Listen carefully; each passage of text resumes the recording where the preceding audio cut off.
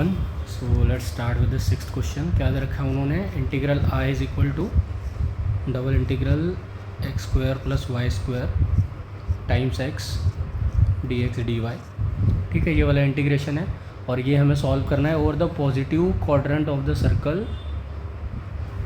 ये जो सर्कल है x square plus y square is equal to a square. तो ये जो सर्कल है वो कैसा दिखेगा, this circle will have a centre at origin and radius equal to a. ठीक है, तो x माइनस ज़ीरो का ज़ीरो का स्क्वायर, y माइनस ज़ीरो का square is equal to a square है। तो स्टैंडर्ड फॉर्म से कंपेयर कर लेंगे तो ये सर्कल है जिसका सेंटर है ओरिजिन पे और जिसका रेडियस है a के बराबर। ठीक है,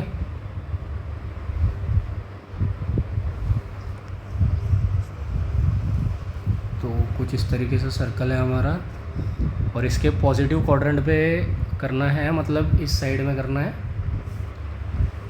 ठीक है, सर्कल का पॉजिटिव क्वाड्रेंट मतलब जहाँ पे x और y दोनों पॉजिटिव है, तो दिस क्वार्टर ऑफ सर्कल पे हमें इवैल्यूएट करना ही है integral.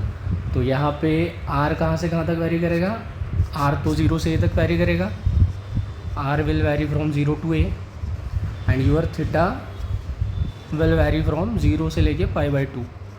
Y, because on this line theta is equal to 0 and on this line theta is equal to π/2। ठीक है, सिमिलरली पोलर कोऑर्डिनेट्स में चेंज करना है तो x will be equal to r cos theta, y will be equal to r sin theta and your dx dy will be equal to r dr d theta.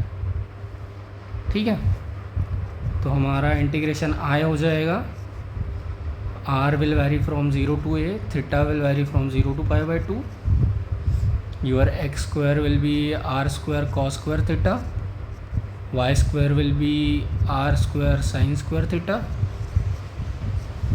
ठीक है, and your x will be r cos theta and similarly dx dy will be equal to r dr d theta।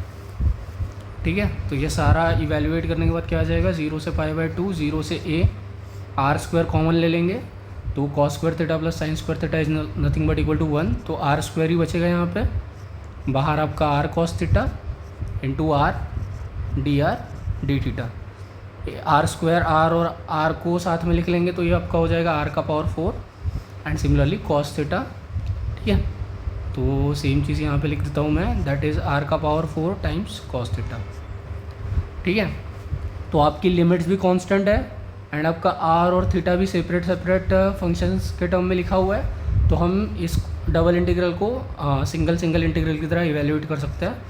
So writing cos theta here, limits of theta are from 0 से लेके π/2 into D theta, ये पहला हो गया आपका। Second will be 0 to a, r का power 4 dr।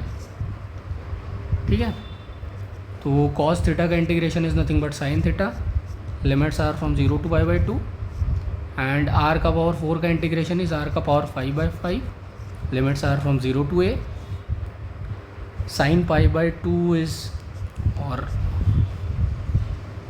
Sign π/2 sine 0, similarly a का power 5/5 minus 0, sine π/2 होता है आपका 1, साइन 0 होता है 0, तो 1 इंटू a का power 5/5 which is nothing but a raise to power 5/5। So a raise to power 5, 1 second,